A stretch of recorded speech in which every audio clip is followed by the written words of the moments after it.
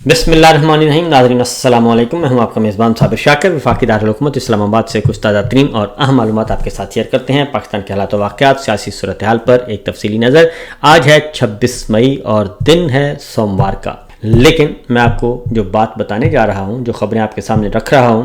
अरबाब हल्ल व अक़्द से भी यही कहना है कि जनाब आप असल मसाइल की तरफ तवज्जो दें, वरना ये जो एक हनीमून चल रहा है पाकिस्तान के अवाम के दरमियान और आपके दरमियान, नौजवानों के दरमियान और आपके दरमियान, सोशल मीडिया के दरमियान और आपके दरमियान, ये हनीमून जो है वो इंतहाई आर्जी साबित होगा,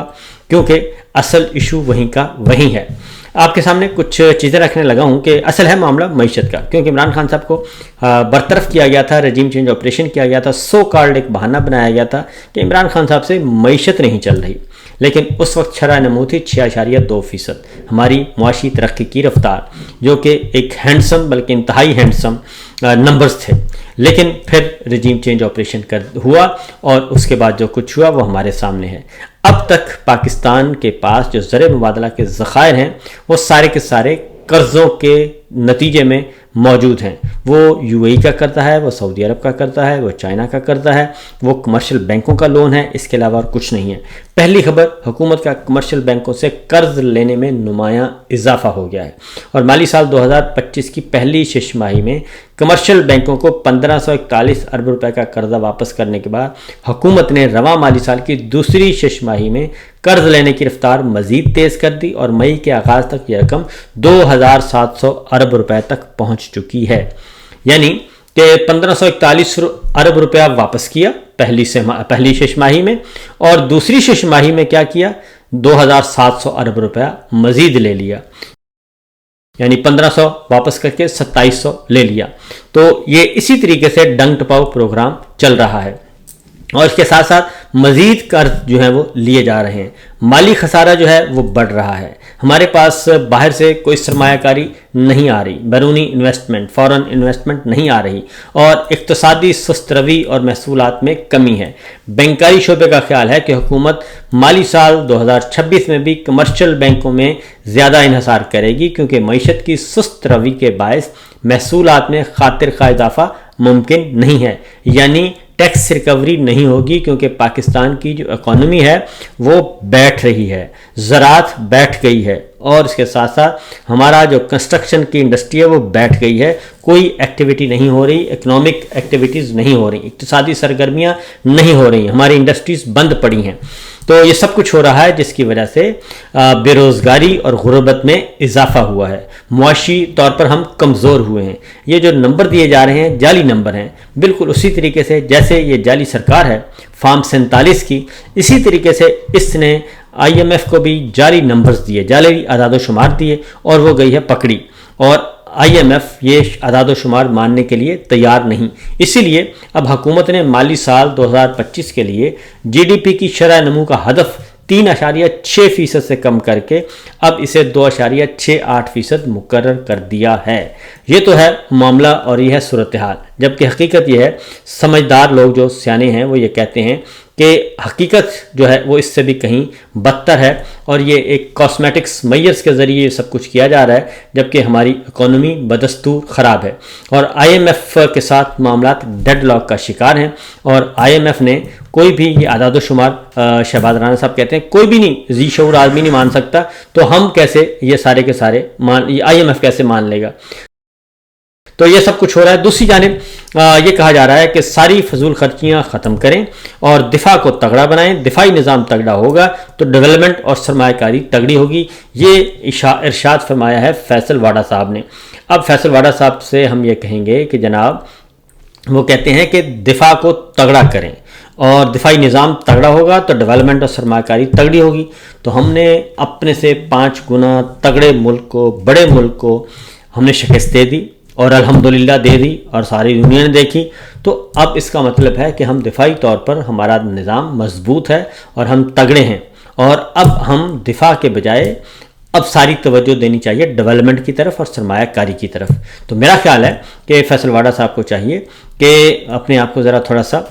ریوزٹ کریں اپنی رائے کو، کیونکہ اس سے زیادہ دفاع کا نظام ہمارا اور کیا مضبوط ہو سکتا ہے کہ پوری دنیا نے دیکھا کہ ہم نے اتنا پھینٹا لگایا ہے بھارت کو کہ وہ دوڑا چلا گیا واشنگٹن اور جنگ بندی کی درخواست کی ہے۔ لہٰذا اب یہ جواز ختم ہو گیا ہے کہ ہمارا دفاعی نظام کمزور ہے، دفاعی نظام مضبوط ہے، اور اسی لیے اب یہ بھی کہا جا رہا ہے کہ اس میں دفاعی بجٹ میں اضافہ کیا جائے، تو میرا خیال ہے وہ بجٹ میں اضافہ بھی ہو رہا ہے۔ اب آگے بڑھتے ہیں کیونکہ اصل مسائل وہیں کے وہیں ہیں، اور جو میں کہہ رہا ہوں کہ یہ ہنی مون پیریڈ جو ہے وہ کسی بھی لمحے ختم ہو سکتا ہے۔ معاملہ یہ ہے کہ امریکہ سے جو خبر آئی ہے، پہلے برطانیہ میں بھی ایک خبر موجود ہے، اور امریکہ سے جو خبر آئی ہے کہ امریکی کانگریس کا کمیشن برائے بین الاقوامی جبر،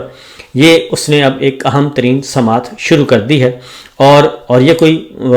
جو ایکسپرٹس ہیں جو سمجھتے ہیں یہ کوئی معمول کا واقعہ نہیں ہے، اس کے سنگین نتائج برآمد ہوتے ہیں،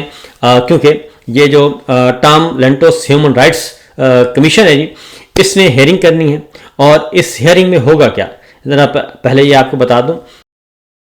کیونکہ عالمی سطح پہ اس وقت پاکستان کا جو معاملہ ہے، ہم ہیومن رائٹس کے معاملے میں کافی پیچھے جا چکے ہیں، ہم عدلیہ کے معاملے میں پیچھے جا چکے ہیں، میڈیا کے معاملے میں ہم بہت پیچھے جا چکے ہیں، ہمارے نمبرز جو ہیں، ہم بدترین ملکوں کی فہرست میں شامل ہے پاکستان کا نام۔ تو امریکی کانگریس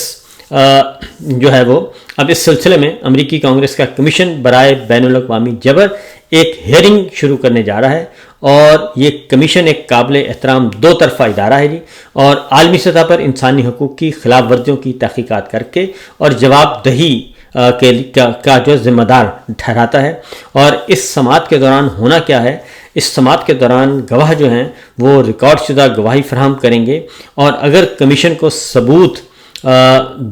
چاہیے تو وہ ثبوت دیں گے، اور لوگ ان کو ثبوت دیں گے، اور اس کے بعد پھر یہ ہوگا کہ یہ تعزیری اقدام کی سفارش کر سکتا ہے یہ کمیشن، اور یعنی کہ خلاف کسی بھی فرد کے خلاف، کسی بھی ادارے کے خلاف کارروائی کی یہ سفارش کرے گا، جیسا کہ ویزے پر پابندیاں لگ سکتی ہیں، جائیداد کی پابندیاں لگ سکتی ہیں، امریکہ میں سفری پابندیاں لگ سکتی ہیں، اور انسانی حقوق کی خلاف ورزیوں کے ذمہ داروں کے خلاف دیگر قانونی کارروائیاں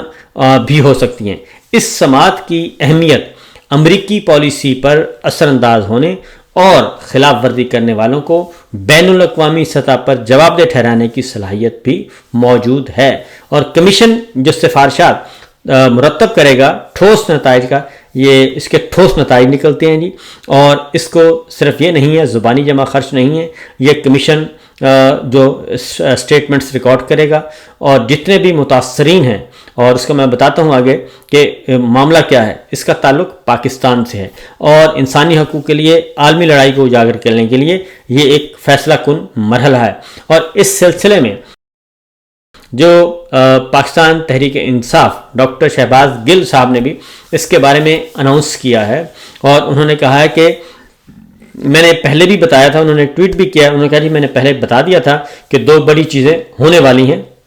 ایک اہم کمیشن میں کارروائی شروع ہو رہی ہے، اور اس میں جن لوگوں پر ظلم ہوا وہ اپنے بیانات ریکارڈ کروائیں گے، جس کی بنا پر مستقبل میں ظلم کرنے والوں کے خلاف امریکہ میں کیسز بنیں گے، ویزوں پر پابندی لگے گی، اور جائیدادیں ضبط ہوں گی۔ اب اس کو پاکستان کے ساتھ اس لیے جوڑا جا رہا ہے جی کیونکہ پاک پیک اس میں جو تنظیم ہے امریکہ میں، پاک پیک، اس نے ایک اہم کردار ادا کیا ہے، سید زلفی بخاری صاحب نے اس میں اہم کردار ادا کیا ہے، اور ڈاکٹر عظما کا رول بڑا امپورٹنٹ تصور کیا جا رہا ہے اس ساری سچویشن میں، اور یہ تو اپنی جگہ حقیقت موجود ہے، کیونکہ اس میں اب احمد نورانی ہیں وہ اپنا سٹیٹمنٹ ریکارڈ کروا سکتے ہیں، ڈاکٹر معید پیرزادہ ریکارڈ کروا سکتے ہیں، ڈاکٹر شہباز گل ریکارڈ کروا سکتے ہیں، شاہد اسلم صاحب ریکارڈ کروا سکتے ہیں، اور بہت سارے جو جرنلسٹ باہر موجود ہیں، اور پاکستان کے جو شہری باہر موجود ہیں جو سمجھتے ہیں کہ ان کے ساتھ پاکستان میں ظلم و ستم ہوا اس رجیم چینج آپریشن کے دوران، تو وہ اپنے بیانات جو ہیں وہ اس کمیشن کے سامنے ریکارڈ کروائیں گے، اور جس جس فرد کا وہ نام لیں گے، جس جس افسر کا وہ نام لیں گے، اس افسر کے لیے مسائل پیدا ہو سکتے ہیں، اور خاص طور پہ ملٹری اسٹیبلشمنٹ کے لیے مسائل ہی مسائل نظر آ رہے ہیں اس سارے معاملے میں۔ تو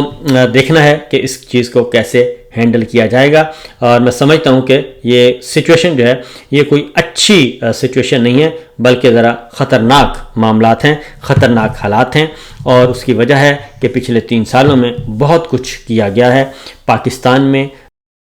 سیاسی کارکنوں کے خلاف، سوشل میڈیا ایکٹیوسٹ کے خلاف، جرنلزم کرنے والوں کے ساتھ، میڈیا کے ساتھ، اور پھر ہماری جوڈیشری کے ساتھ، یہ سب کچھ کیا گیا، اور ان کے بہت سارے جو عزیز و اقارب اوورسیز پاکستانیز ہیں ان کے ساتھ بہت برا بھلا کیا گیا ہے پاکستان میں۔ تو میرا اپنا خیال ہے کہ اگر یہ کمیشن کارروائی شروع کرتا ہے تو کئی اوورسیز پاکستانیز، سینکڑوں نہیں بلکہ ہزاروں بھی ہو سکتے ہیں، وہ پاکستانیز جو ہیں وہ پہنچیں گے اور اپنا اسٹیٹمنٹ ریکارڈ کروائیں گے۔ اس کا میں آپ کو یہ بتا دیتا ہوں کہ جو نظر آ رہی ہیں چیزیں، اس میں مجھے یہ کہنے میں کوئی نہیں ہے کہ حالات یورپ میں نے آپ کو پہلے بھی خبر دی تھی کہ یورپ میں پہلے ہی ایک لسٹ جو ہے وہ تیار کی جا چکی ہے، اور ایسے پولیس افسروں کا ڈیٹا اکٹھا کیا جا رہا ہے جو اوورسیز پاکستانیوں کے عزیز و اقارب کو، رشتہ داروں کو ہراساں کر رہے ہیں پاکستان میں۔ تو بہرحال دیکھتے ہیں کہ یہ جناب کس طرف جاتا ہے۔ ایک اور خبر جو کہ از خود اچھی اور بڑی خبر ہے، national cyber agency response team نے سوشل میڈیا صارفین کے لیے ایک الرٹ جاری کیا ہے کہ گوگل، مائکروسافٹ، فیس بک سمیت سوشل میڈیا ایپس پاس ورڈ چوری ہو گئے ہیں، اور یہ الرٹ جاری کیا گیا ہے، اور اس کہا گیا ہے ایپس کا 1 ارب 80 کروڑ ریکارڈ لیک ہو چکا ہے، اور اس میں 1 ارب 80 کروڑ لیک ریکارڈ میں 18 کروڑ 40 لاکھ پاس ورڈ شامل ہیں۔ اور اس الرٹ کے بعد کہا گیا ہے کہ صارفین فوری طور پر حساس ایپس کے پاس ورڈ تبدیل کریں، اور صارفین فوری طور پر حساس ایپس کے لیے دوہری تصدیق طریقہ کار اپنائیں، اور یہ الرٹ میں کہا گیا ہے کہ صارفین مشکوک لنکس پر کلکس نہ کریں اور اپنے اکاؤنٹس مانیٹر کرتے رہیں۔ تو یہ ایک کل ہوا تھا، کچھ ڈسٹربنس ہوئی تھی، تو خاص طور پہ ایکس کے صارفین کے لیے، تو آج یہ ایک الرٹ جاری کیا گیا ہے نیشنل سائبر ایجنسی نے۔ تو دیکھنا ہے کہ کتنے اس میں صارفین متاثر ہوتے ہیں۔ البتہ میں یہ ضرور کہوں گا کہ آپ حفاظت کیجئے، اور اپنے جو ڈیجیٹل جو آپ کی پراپرٹی ہے، انٹلیکچوئل پراپرٹی ہے، اس کو سنبھال کر رکھیے، کیونکہ اس میں بھی بڑے بڑے ڈاکے پڑ رہے ہیں۔ ایک دلچسپ خبر جو ہے وہ میں انشاءاللہ اگلے ولاگ میں آپ کے ساتھ شیئر کروں گا کہ میرے ساتھ کیا ہوا ہے۔ اجازت دیجیے، اللہ حافظ۔